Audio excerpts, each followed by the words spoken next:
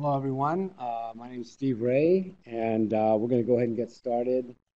I have the great honor of having Doug Lenat here today, who I have admired for many years from a distance. And Doug is really fits the bill for a distinguished lecture in our distinguished lecture series. He's not a stranger to this area. He got his PhD from Stanford. After getting an undergrad, I guess, in physics, right, from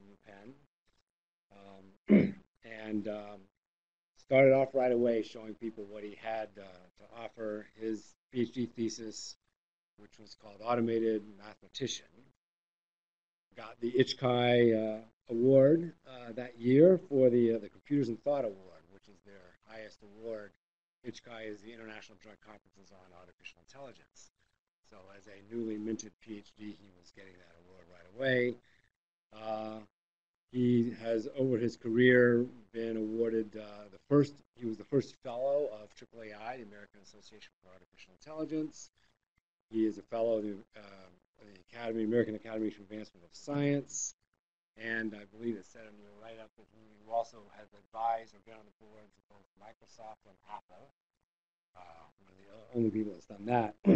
But what perhaps defines Doug's career the most is this theme, which has fairly early in his career resulted in the creation of Cyc, which is a general reasoner, and Cycorp is the company he built out of that work, building upon some of the same kinds of ideas that were in your thesis as well, I think. But Doug took this to just a grand challenge degree.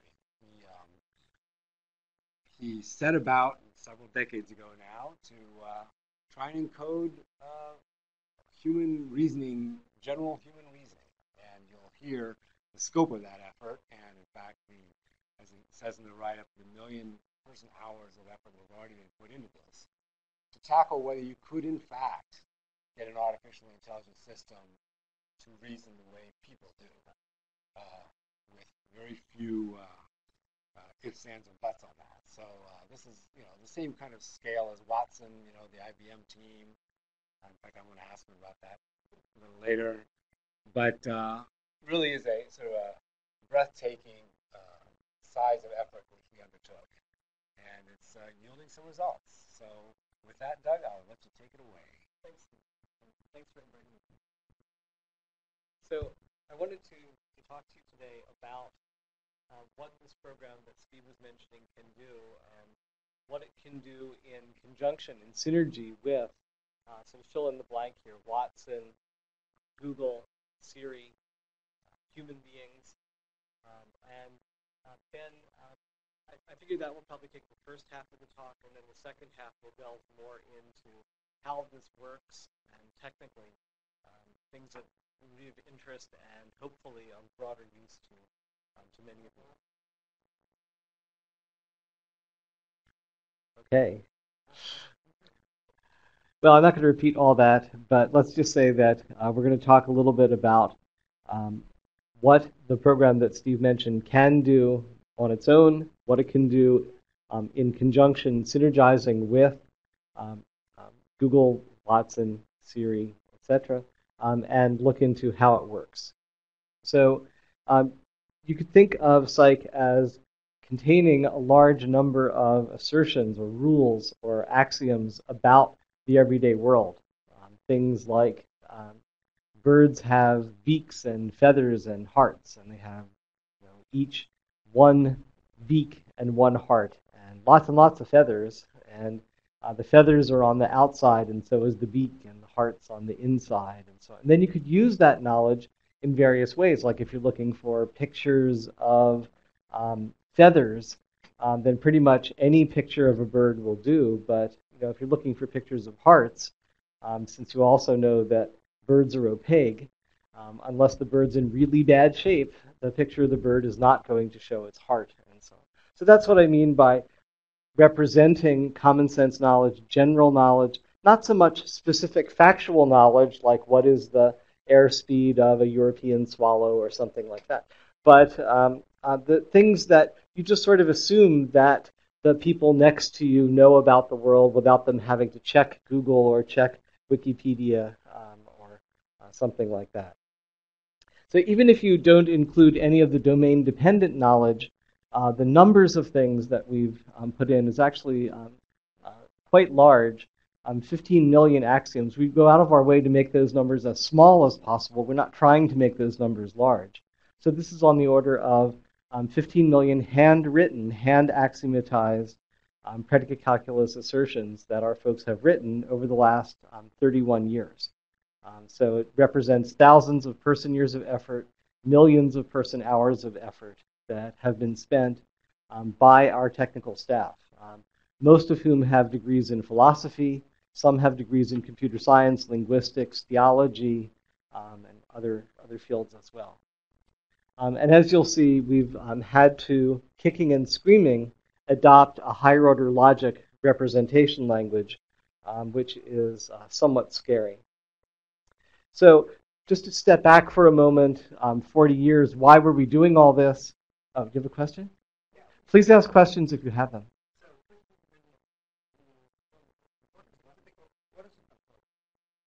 What does a typical human being have in terms of something equivalent? Oh, boy. I think the right way to think of it is that something maybe Marvin Minsky would say is that the brain, especially the human brain, has evolved as a kind of kludge of kludges, and that by now we have all sorts of special purpose architecture and repurposed architecture and so on that makes it very hard to quantify exactly. But in terms of the ontology of concepts, so let's start with that. I would say that the roughly 700,000 or whatever concepts that we have are actually just about what you need for coverage of human general knowledge. I would say that because if you look, like as we do, at newspapers every day, like pick up USA Today, or you pick up snippets of text here or there, the question is, what do you have to add to the psych knowledge base in order to represent the meaning, not just like literally what was said, but actually represent the full meaning of what was said. And I'm not including proper nouns here. So excluding proper nouns from this entirely, it's actually been years since we've had to add some term to the what you might think of the upper or middle ontology of the system. There might be domain-dependent terms we've had to add, but it's been a long time since we had to add something at the level of, say, roadway or brushing your teeth or something like that. So that's why I believe that we're just about at the end of the ontology building, the general purpose ontology building stage. Now, in terms of the number of assertions, to be honest, I would say we probably have about 5% of what we ultimately would need. But the good news is that the system has advanced enough that it is helping with its own knowledge acquisition. So in terms of the amount of effort we have to put into this whole enterprise, I think we're 90-some% of the way done, maybe even like 97, 98% of the way done, where the final 95% of the knowledge base will be fleshed out automatically or semi-automatically by the system itself, by reading, by making hypotheses and testing them, and so on. That was a very good question. Thank you. Okay, so if you go back to the mid-1970s, almost all subfields of artificial intelligence could be characterized as suffering from a kind of brittleness. They exhibited the veneer of intelligence without really being intelligent programs. So you had robots that were essentially programmed in their behavior, and you wouldn't dare have a home robot do things like cook meals or mind your baby or mow the lawn, because it would just assume like mow the baby or something. So it'd be very, very dangerous. And you might have robots that would be companions without actually having any real access to dangerous knives and flames and things like that. You might have one that maybe vacuumed your rug or something like that. In the case of natural language understanding and generation, again, very brittle systems. In the case of expert systems, which was an area that I worked in, there were expert systems that were actually better than the average human doctor in this case at things like diagnosing medical conditions. But, as a joke, we told it about my rusted out old Pontiac station wagon. It asked the same questions, and, we'd say, yes, reddish brown, no, and it would diagnose the car as, having measles, which, is sort of funny, but it's not as funny if, it's your life or your child's life or your all your investment dollars at stake or something. So that's what I mean by brittleness. So you could say, well, okay, that was 40 years ago, so it's 40 years later. Software surely isn't that brittle today, but look at what robots are doing in the home. They're doing pretty much what they did 40 years ago. Look at something like Siri. You don't have to use Siri for more than a few minutes until you come up against this kind of brittleness situation. So again, like expert systems, these are great at what they do, but they're highly brittle in the same way that software was 40 years ago. If we go to Google as a good example of something incredibly useful, I use Google many, many times a day. But if I ask a question like, who was president when Obama was born, there are 100 million hits, none of which mention John F. Kennedy. And why is that? It's because it doesn't understand the question. It doesn't understand the text it's pulling back and showing me. It's sort of like a dog that's bringing me my morning newspaper, and it's like, real eager and frisky, and it's good at what it does, but it doesn't understand. Now, of course, almost all of these 100 million hits are going to mention August 4th, 1961. And so I could take the idea of, oh yes, he was born in August of 1961, and I could ask Google who was president of the United States in August of 1961, and I get another 100 million hits that all say John F. Kennedy. So of course, if I break this into two questions, I can get it to give me the right answer. But it's very sad that here we are 40 years later, and I, as a human, have to do that kind of breaking apart because it doesn't really understand and therefore can't logically combine the two things. By the way, after I got this example, I showed it to the Siri people. It didn't work on Siri. And anyway, the Siri people got it working. So every few months I have to change my example. So I've now changed this example to how tall was the president when Obama was born? And it doesn't, even Siri still doesn't get this right and so on. But again, if you ask how tall was John F. Kennedy, you'll find out and so on. So in this case, there are three small questions that it has to logically combine in a very obvious, very simple fashion. I have one question, sorry. Yes, please. So you told Siri was able to answer the first question. How did it do that? Oh, it had some human beings who were basically told in the next hour or whatever, get Siri to be able to answer this question.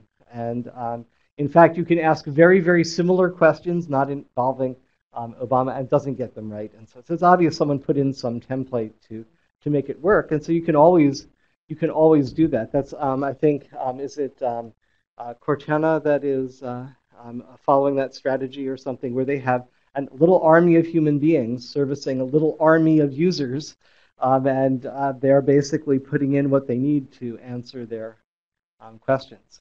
But obviously that's a case where it's the human employee of Siri that is understanding, not, it's getting Siri to understand. Okay. And so I can give you a couple more examples of what Cyc on its own can do, not actually paired with or synergizing with the other sources of power that are out there.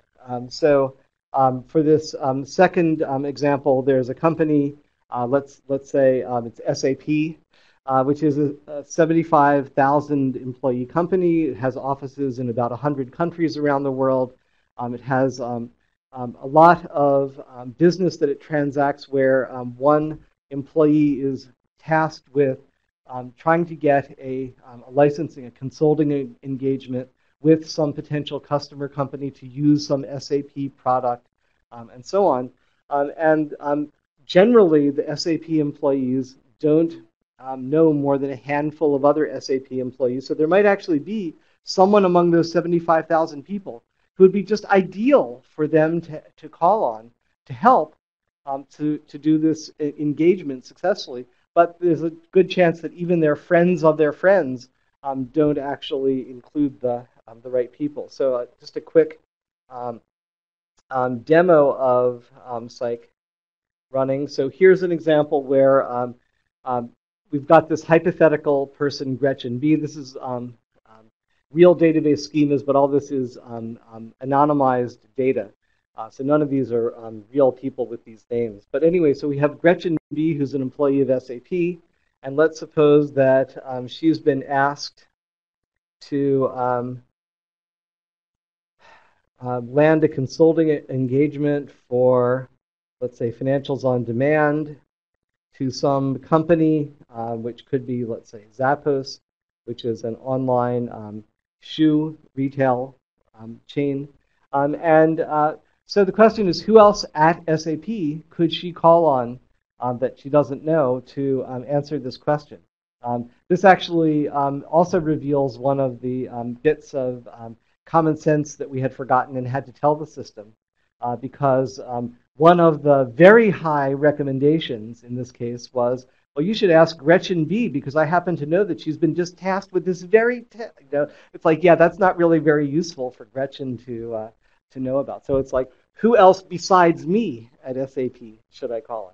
So here's one thing which is saying you should call on this person, Barry. And if we ask why, then Cyc is able to generate sort of an English paraphrase of a few of the assertions that were used in constructing the proof or the logical argument behind why Barry would be a good person to call on. In this case, Barry was a financial analyst with Amazon during the time when Amazon acquired Zappos. So that's sort of a good thing. You can see it's pulling information that could be in several different sources. So here's one that only got 1 star. And if we ask about why should Gretchen contact Arlen, it brings up someone who doesn't even work for SAP called Sandra. And it's like, well, Sandra would be a really good person to ask about this, because she was an accountant with a direct competitor of Zappos until recently. And we happen to believe that Arlen, who does work for SAP, happens to be acquainted with Sandra, and that's because they were students together in the same PhD program until fairly recently.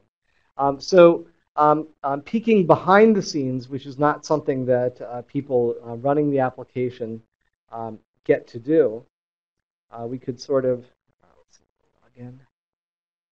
look at how it did that. So here is this. I'll make this a little smaller. Here is this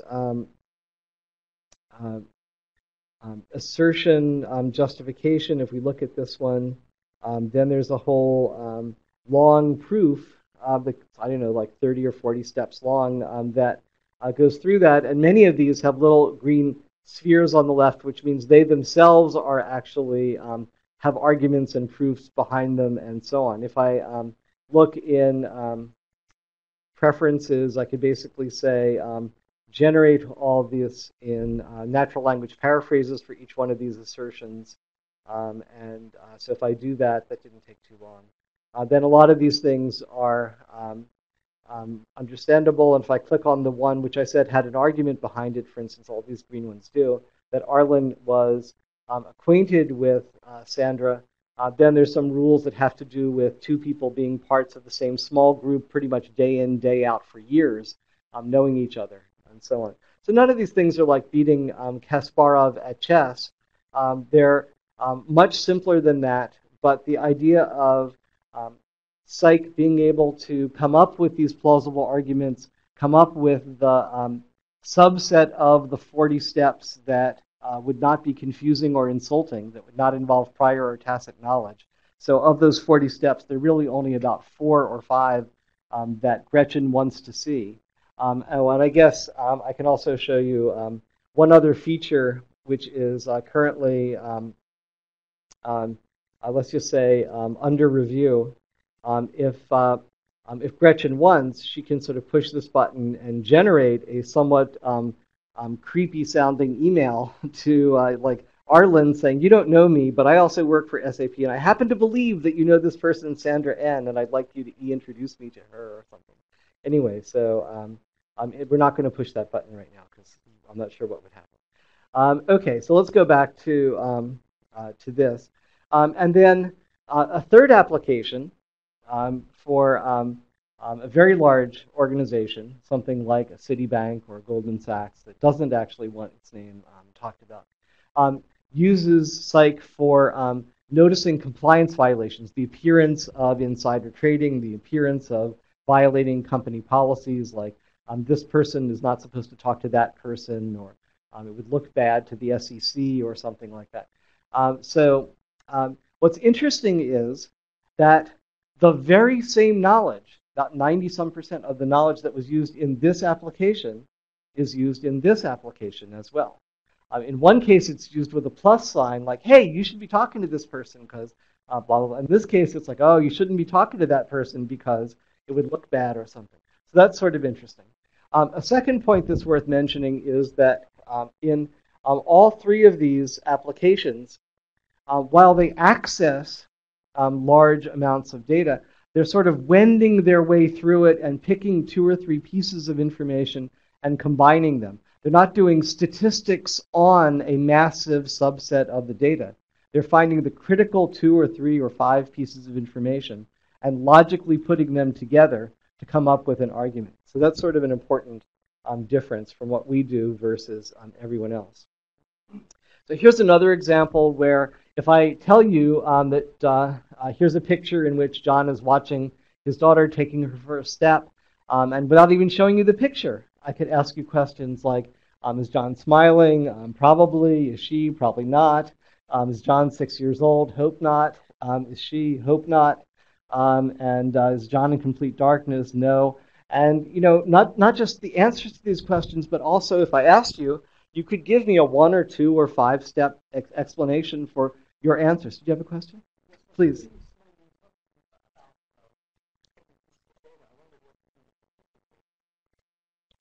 We embrace conflict and inconsistency in ways that I will show you and talk about in a few minutes, but what the hell, it's not that big an audience. We'll talk about it right now.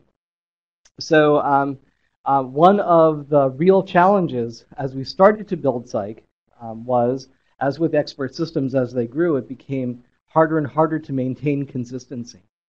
So one of my degrees, besides physics and computer science, one of them's in math. So it was especially hard for me to give up consistency.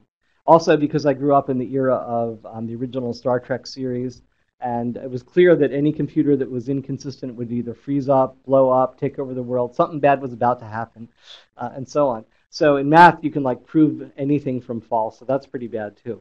Anyway, so what we had to do, again, kicking and screaming, is move from a scheme where you count on global consistency to instead a scheme where you only count on local consistency. In much the same way that you know intellectually the surface of the Earth is more or less spherical, but you live your everyday lives as though the surface of the Earth were flat. When you talk to someone in Australia, you don't visualize them upside down with orientation, and so on. So that works because the surface of the Earth is locally flat. In much the same way, we organize knowledge in the knowledge base so that the more consistent knowledge is near each other in some multidimensional space, and which you can think of as like context space. And so in general, inference is done not by exhaustive theorem proving, but by spreading activation. And so you spend a certain amount of energy trying to decide answers to, or find answers to questions, or decide yes or no questions, yes, or decide them no, or something. And as you do that, at some point, you say, well, I've thought about this long enough. I'm not going to think about it anymore. I don't know the answer, or my best answer is such and such. In rare cases, even in that spreading activation search, you may come across conflicting information, in which case you'll say, oh, I guess some of these pieces of information were not fully decontextualized or adequately decontextualized, and that's why I got these multiple answers. So a good example might be who, let's say, was was Bill Clinton a good president? So, right, exactly. So it's not like there's really a right or wrong answer. And if I ask it from that vague general context, you could put together a lot of pro and con arguments for his being a good president. Now, if I narrow the context in which I ask the question and say, from the point of view of a Tea Party Republican today, was Bill Clinton a good president, then you have like a real clear, let's say, no answer or something like that. In general, the answers you get are going to have arguments, and everything is going to have some pro arguments and some con arguments. And in some cases, they'll only be pro arguments, or by argumentation, you'll be able to say, well, for any con argument I have, there's a pro argument that I actually prefer, that I think beats it, that overrules it, and so on. And so I'm going to say the answer is yes or something. So there are procedures for doing that. And then if you really have incommensurable answers, incommensurable, let's say, yes and no answers to a yes-no question, then you end up saying, I have arguments for both, and I really don't know what the answer is. And that's, in some sense, that's the right answer. So that's what Cyc does. And it turns out in most of its applications, it is extremely rare for that to be a problem. And the dimensions of context space are sort of what you'd imagine. Things like time, things can be true at one time and false at another. Place, things true at one place, false at another. Things true at one level of granularity and false at another.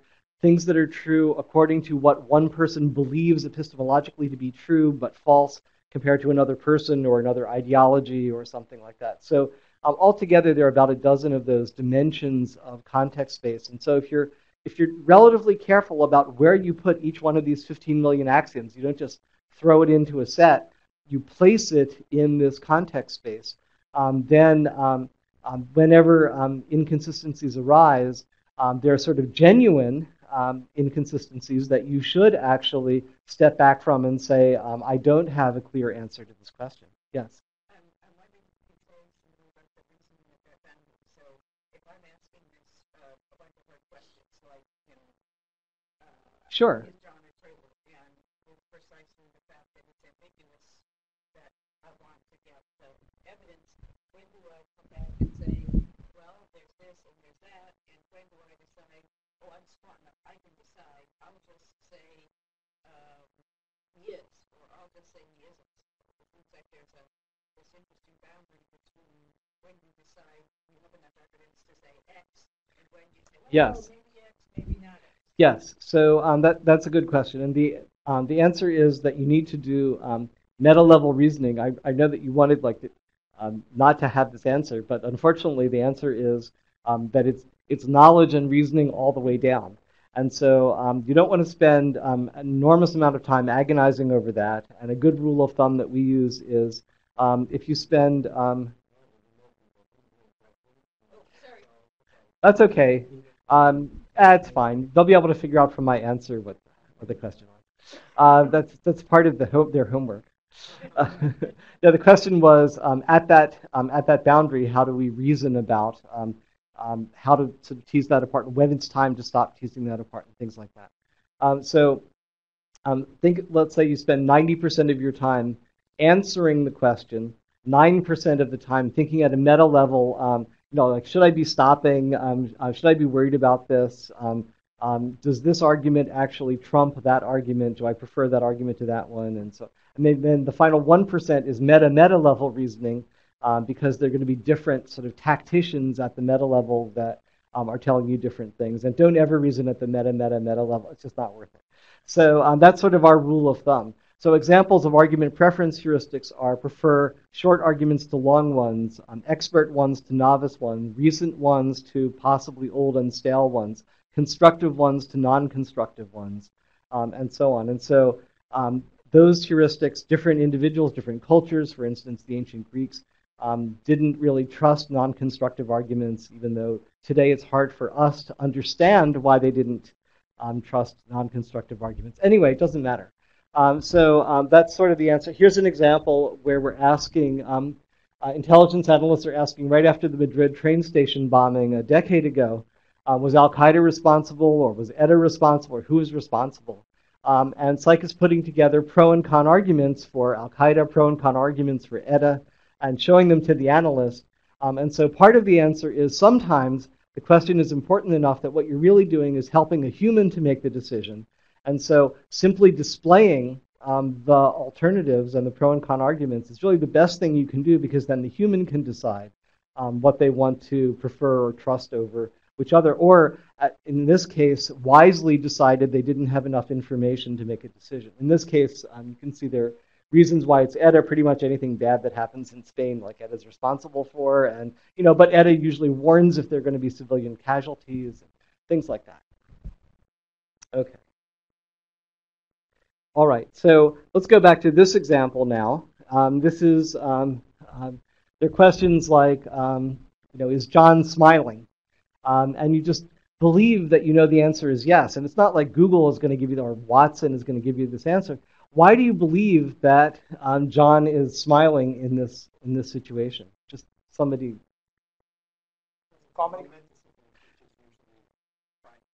Right, and when someone feels intense pride, that makes them happy, in which case they smile. Okay, right, so that wasn't so hard. So basically, you could explain your answer, and so could Cyc. In this case, it basically has to do with just what we were talking about, which is things like when you're happy, you smile, and taking your first step is a big deal, and parents love their children, and when somebody you love accomplishes something, it makes you happy. And so if you know those four things, or some equivalent formulation of them, finding this match, doing this inference, is trivial. If you don't know these four things, I can't imagine how you could find that kind of connection.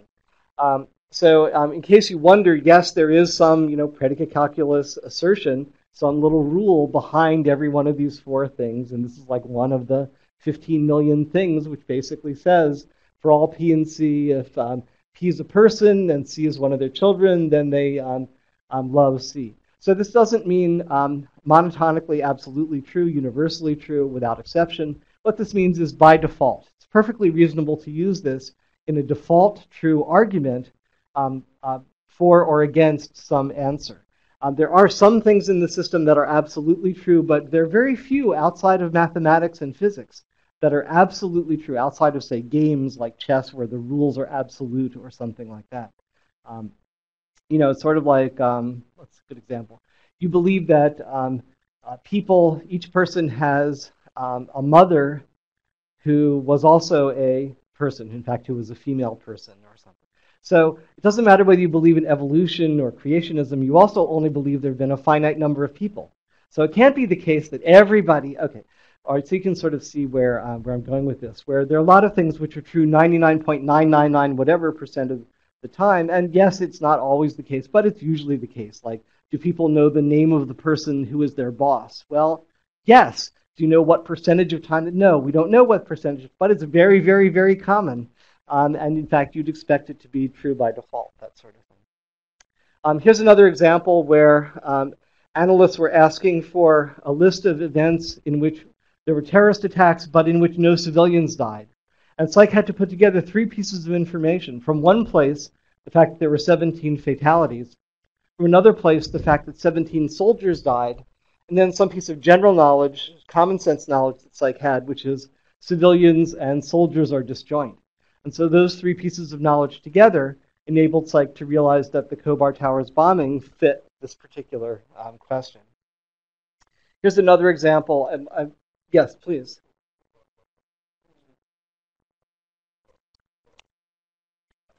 So I understand the example, but of how the simple rules might apply in those cases, but in some sense you have to select from a large body of rules to determine which are appropriate. So how can we possibly do that efficiently? Yes. Yes, that is the next topic. So we will get to that really quickly. So I'm not even going to basically go through this example. I'll just sort of skip that one.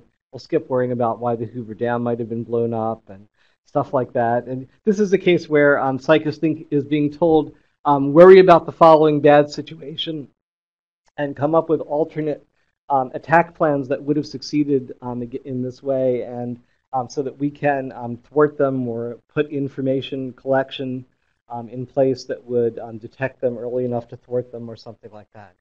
In this case, this is the New York Stock Exchange getting blown up, and there's Cyc is saying things like, well, why wasn't the vehicle searched? Well, maybe it was an emergency vehicle like an ambulance or a fire truck. And how are they going to get the fire truck? Well, they could build it, steal it, hijack it, buy it on eBay. You may think that you can't buy fire trucks on eBay, but you damn well can buy fire trucks on eBay and ambulances and things like that. Okay.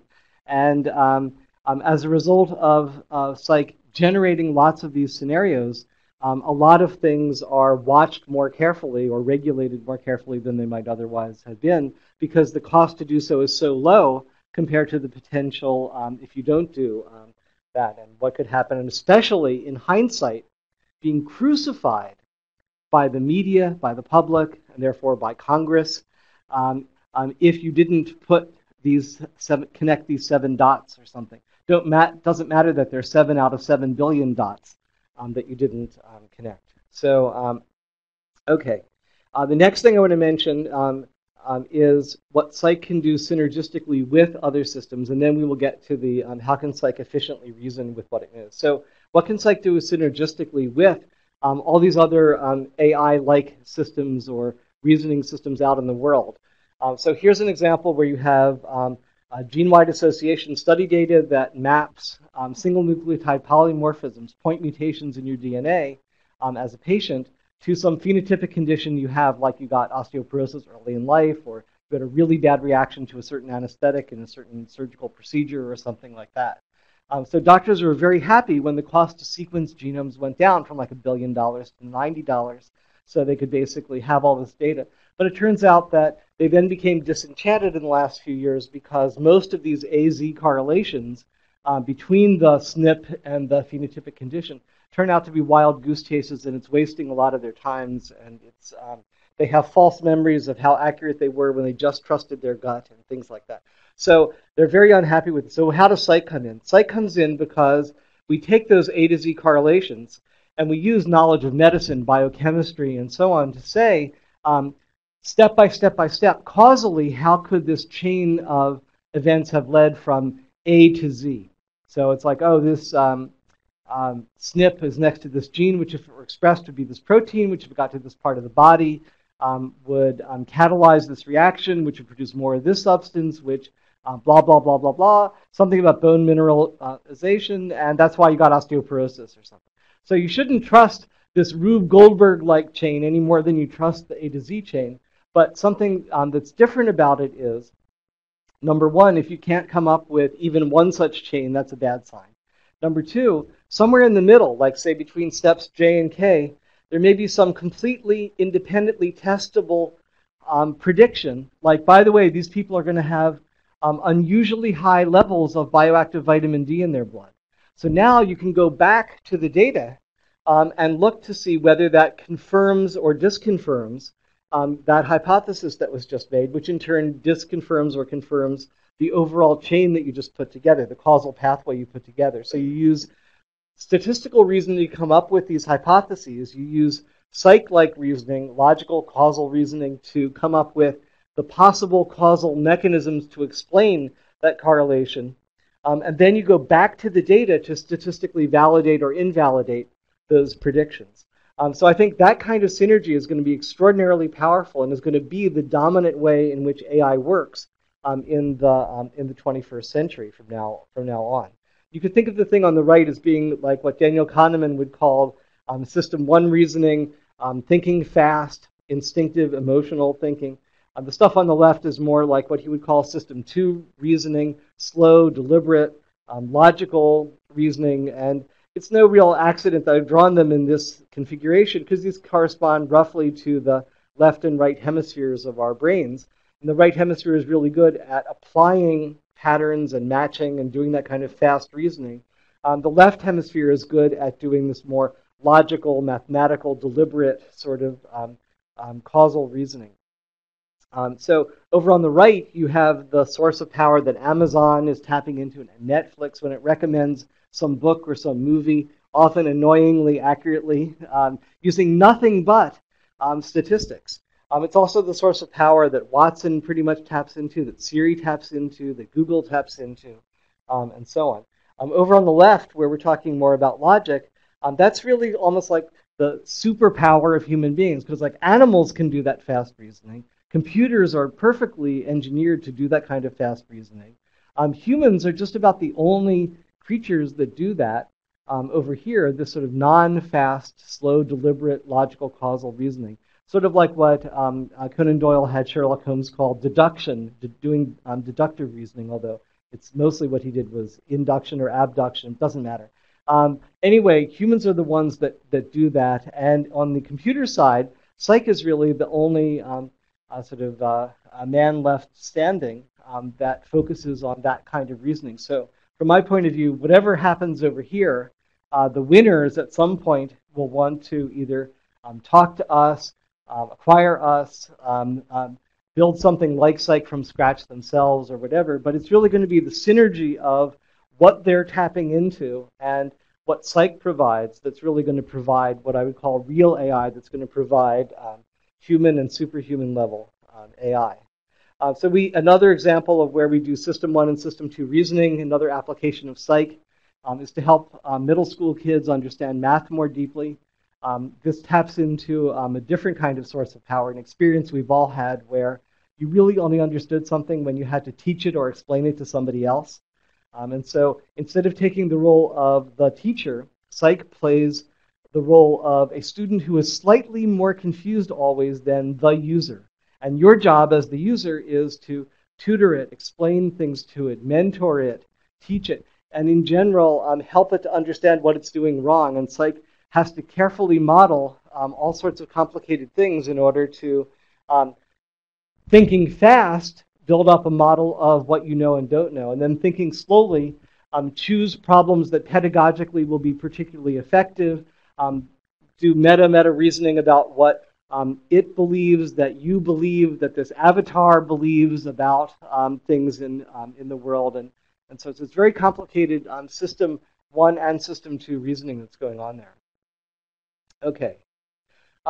There's also one other very, very side note, since time is going, I'm not going to spend much time on this, which is in the opposite direction, which is there is a synergy where statistical machine learning can help Cyc by applying neural net-based technology and similar technologies to decide which rules have a higher chance of succeeding in certain situations, just based on statistical patterns, not based on meta level reasoning or anything like that.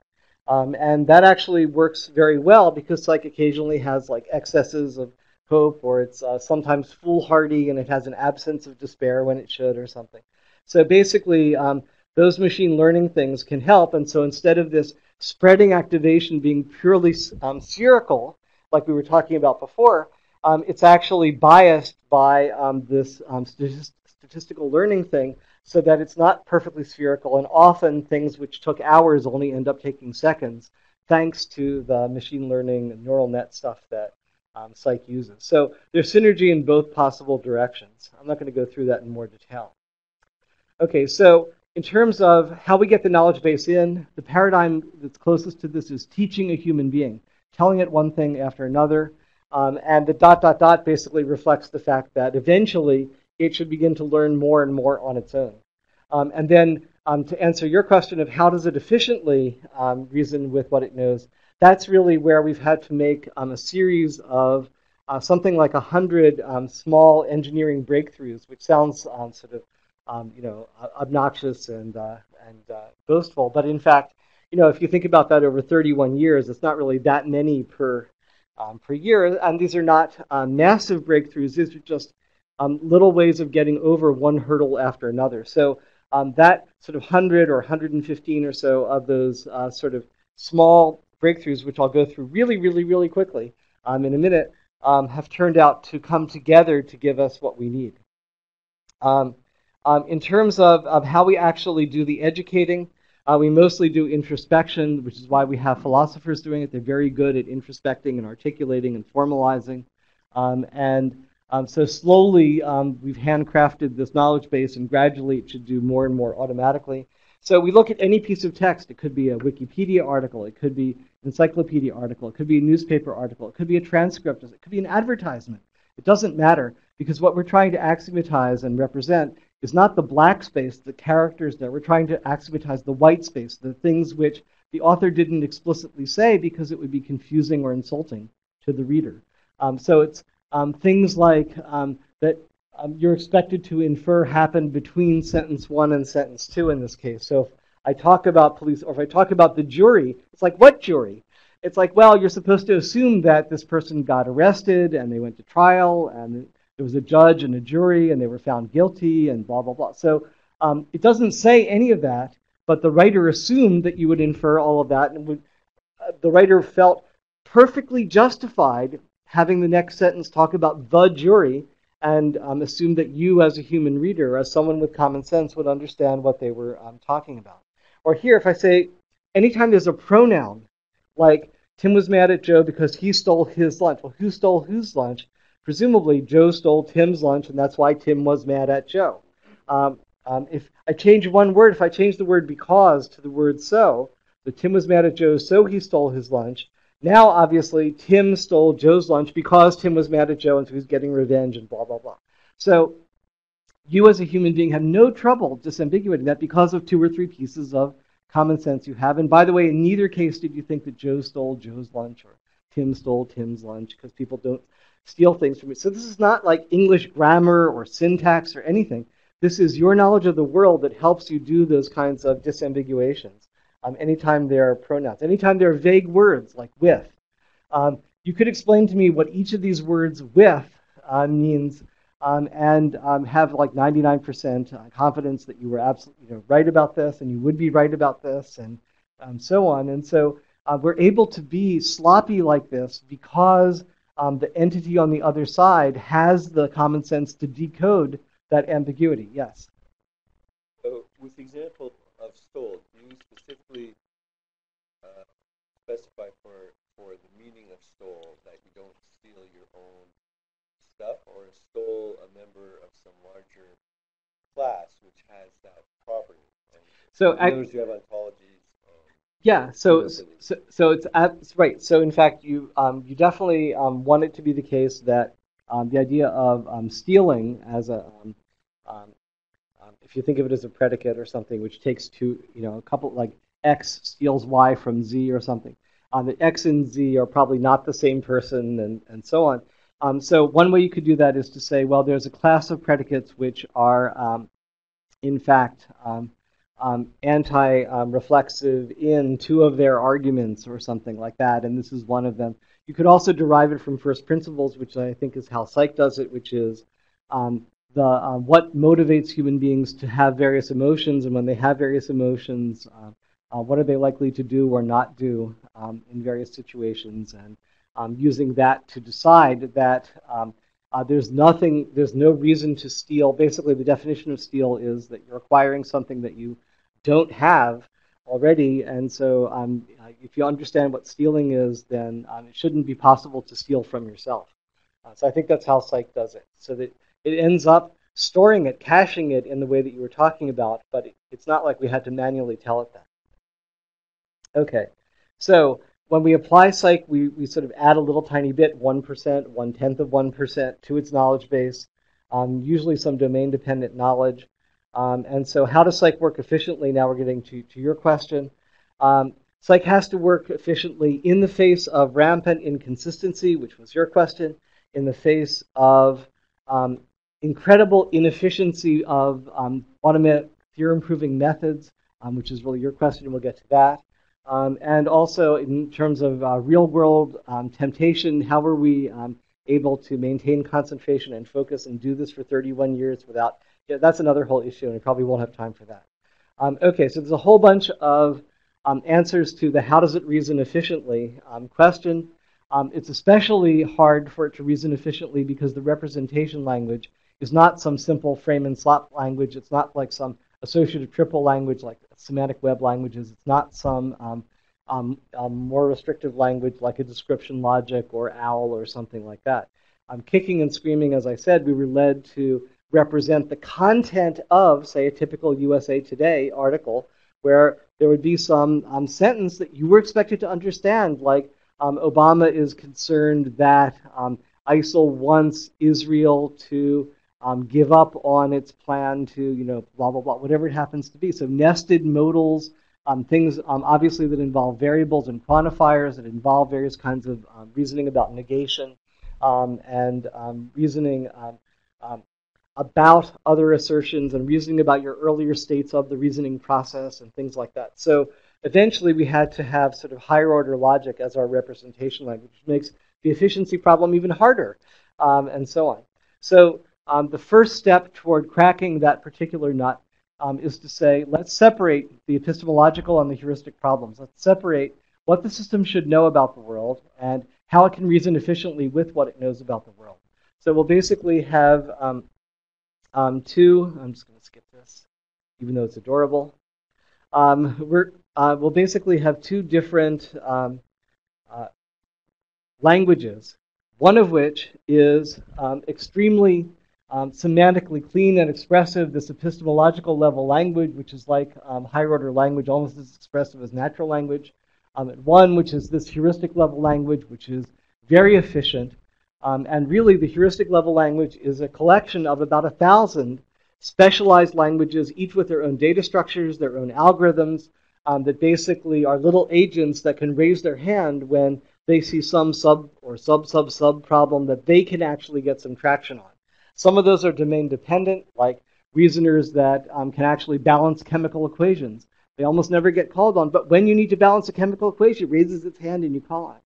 Some of them are moderately general, like being able to do transitive relation reasoning very, very efficiently by caching essentially the transitive closure of transitive relations. And so when you give it a transitive relation like subset of or specialization of or something, it will maintain a separate data structure. And when you ask it a question, it will be able to answer that really, really, really quickly. Or things like when I said like are birds opaque, we didn't write by hand birds are opaque in the system. We wrote that birds have mass and tangible objects, blah, blah, blah, blah, blah, eventually are opaque. And so there was some sort of inheritance or something. But one of the data structures in one of the algorithms enabled some HL, some heuristic level module, to raise its hand and essentially in time one rather than in time that's exponential in some large depth or something. Time one was able to answer the question like, of course birds are opaque. Yes?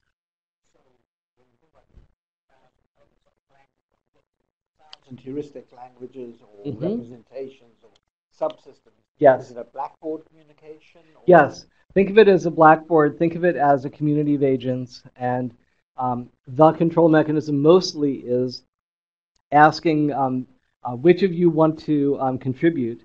There's one guy in the back who always has his hand up, which is like a general theorem prover, but you never call on him unless you have to, because it's like really slow, and it's like, it's awful if you actually have to call on it. So that's sort of the thing. And this was the diagram when we came up with this around 1986 or so. And we sort of likened it to the time machine Eloy and Morlocks, where the Eloy talked to the system at this nice semantic level, but underneath is all this machinery to make things happen efficiently. So I mentioned I would go through these sort of 100 sort of little tiny engineering breakthroughs like the EL-HL split and so on. Each of these could really be an hour-long talk. I mean, each line on each of these slides could actually be an hour-long talk. So I'm not going to go through them now in much detail. But if you're interested in getting slides, if you're interested in any one of these, let me know, and we can get you like a whole document or a whole talk about almost any one of these things. So disjointness reasoning is very important, for example. Very often, when you're doing this kind of theorem proving, you want to very, very quickly realize that this can't possibly be a binding of that. And disjointness reasoning is often the way that you get that really, really quickly. Just seeing if there's something else here that I wanted to stop and mention. Yeah.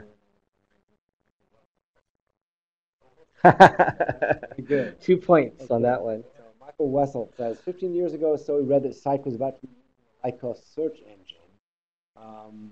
What happened to those plans, and is Cyc going to be combined with knowledge graphs of Google or Yahoo? Yes, that's a good question. So in fact, it was being used by Hotbot.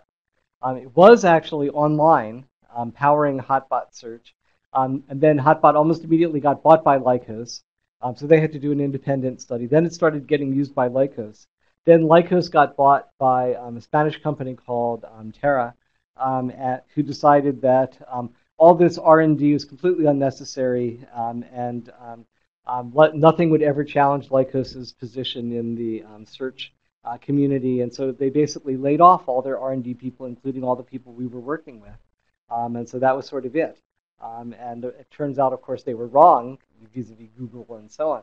So anyway, the idea there is you can use Cyc to use, even just using the ontology itself, to basically disambiguate and do a better job of generating queries. Like, let's suppose that you ask about vets. Then Cyc can come back and say, well, you might mean veterinarians or veterans or something. So that's what Cyc did. And then if you happen to choose one of those, Cyc would use the ontology to say, well, if you picked veterinarians, then we're going to add in disjunctions involving animals and medical treatment and things like that. And we're going to say, and not of things that have to do with military conflict and military service and retirement and things like that. So basically, that combination of ors and nots would make the query much, much, much longer. You wouldn't actually see it, but the results you'd get would be tremendously better than the ones that just sort of mix all these things today. Some of you know that when I was here a few months ago in the Bay Area, I gave a series of talks at Google. And we are talking about doing things together, but nothing is finalized yet on that. Yes? One question. Would Cyc understand jokes? To some extent. Marvin Minsky and I have talked about this, and it turns out to be harder than you might think. Let's just say that Cyc can understand things which are false and things which make people feel amused, and so it's on the verge of understanding jokes. So it's sort of like, are bacteria capable of doing math? No. Can infants be doctors? No. Can cans can? No. If you're holding a cup of coffee, should you hold it with the open end up? Yes. And in general, these are all things which could be the basis for jokes or part of a joke. But the overall matrix, the overall sort of crafting of an entire end-to-end joke is almost more of an artistic creation than a technical one. Things like can Argentina cry? No. So it's detecting metaphors is also important. Yes. I have one question. Please. So I see a lot of overlap between Project Null. So there is a project in Pittsburgh. Yes, I'm very familiar with Project Null. Professor Tom Michel. So this seems very similar to that. So well, think of the we've talked, of course, and Tom was a grad student at Stanford when I was a professor there. So I've known him for like 30, 40 years. But anyway,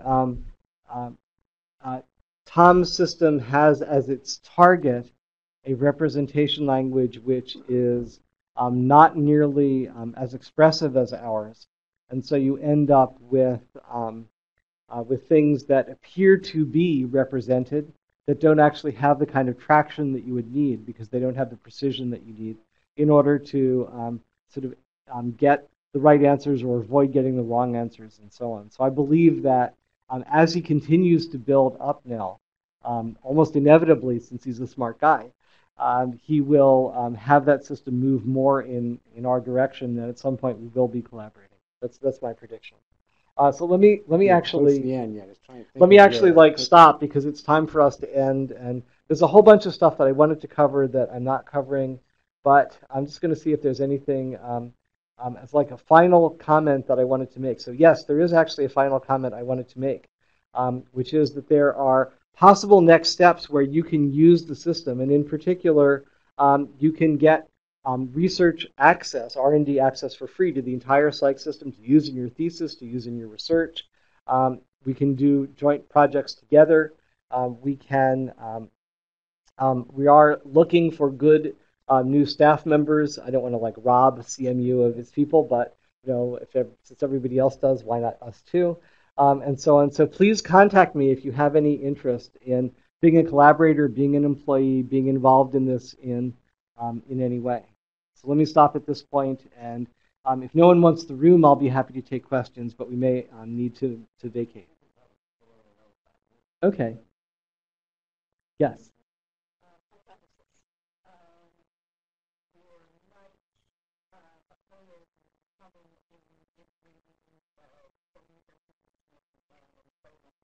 Mm-hmm.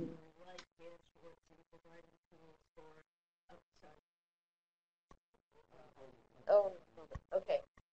Your life experts in providing computer calculated tutoring.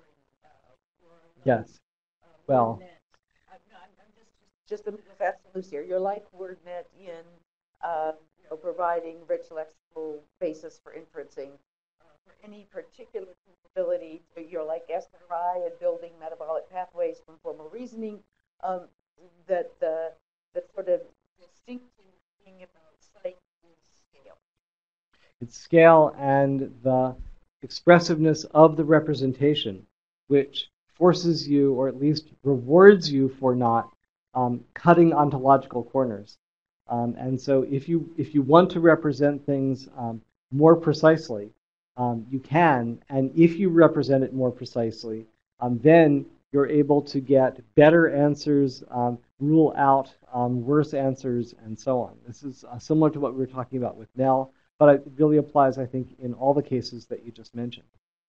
It's the difference between searching for paths of length 6, where you have relations like that are is related to, which is just a disaster because you end up with the Kevin Bacon 6 degrees of separation thing or something, versus actually understanding the relationships between things, understanding the connections between things, so that you aren't afraid of relying on answers that might chain together 5, 10, 20, 30 steps of reasoning. Or as we saw in the SAP example, sometimes 40 steps of reasoning are required in order to realize that you should be talking to that person or whatever. But every one of those is well enough understood that even after 40 steps, you can rely on that conclusion.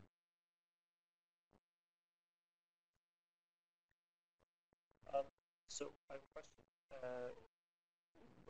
I was building a dialogue system in a car, and I had to answer the question, is the air conditioner on?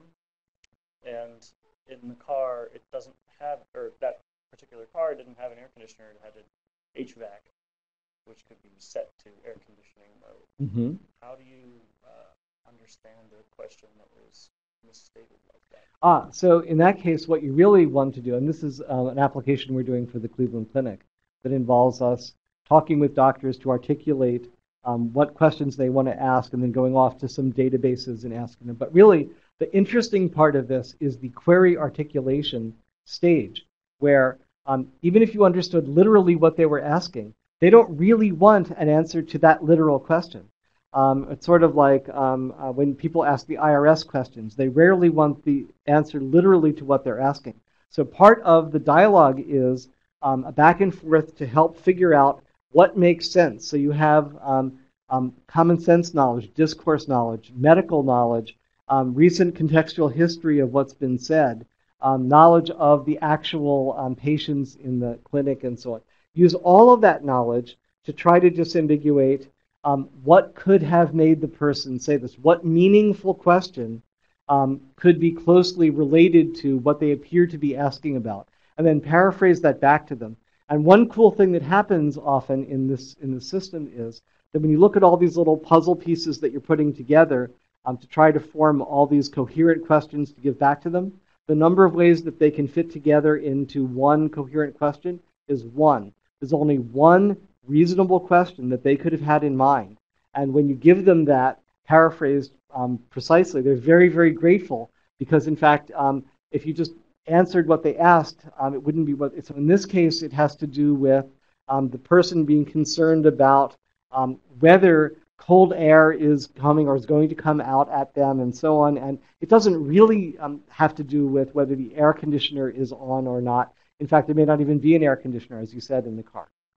So I think that this is really, in a way, the key to overcoming the current hump in natural language understanding, is to see it as a large part of it is almost like natural language understanding by generation. It's having the system think of what could possibly have caused me, with everything I know about the world, to have said that, and then answer that question.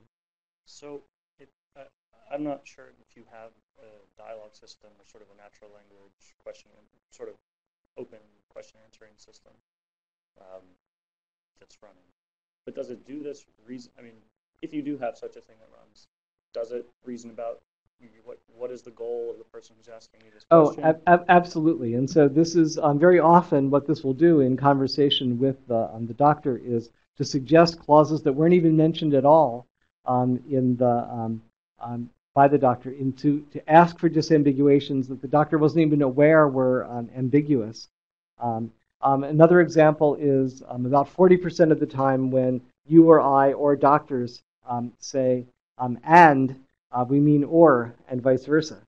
So if they ask for patients who had appendectomies in 2008 and 2009, obviously they mean or 2008 or 2009, since you have to be really unlucky to have an appendectomy in both years. That's just ellipsis. Well. Anyway, yes, but it's one of these cases where you need to figure out what they must have meant reasonably, not literally what do they appear to have been asking for.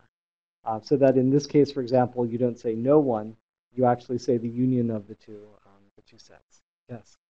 When you're dealing with questions, say, about car function or about some aspect of this, and does that require all of Cyc, or in fact, because that's a restricted domain of discourse, partition out a smaller portion to use? So the microtheory mechanism means that you don't have to do that extirpation of 99% of its brain.